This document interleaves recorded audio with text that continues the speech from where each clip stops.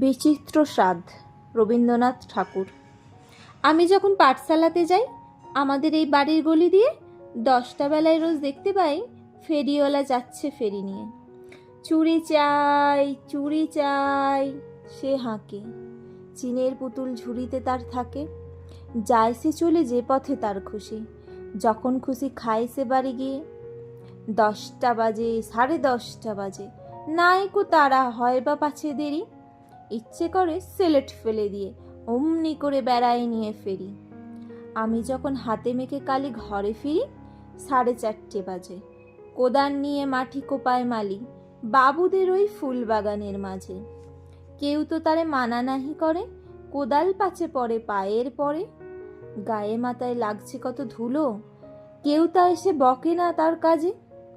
মা তারে তো পরায় না সাফ জামা, ধুয়ে দিতে চায় না ধুলোবালি। ইচ্ছে করে আমি হতেম যদি বাবুদের ওই ফুল বাগানের মালি। একটু বেশি রাত না হতে হতে মা আমারে ঘুম পাড়াতে চায়। জানলা দিয়ে দেখি যে পথে পাগড়ি পরে পাহারাওয়ালা যায়।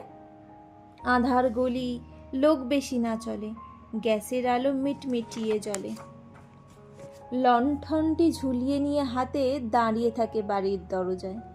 রাত হয়ে যায় 10টা, 11টা, কেউ তো কিছু বলে না তার লাগি।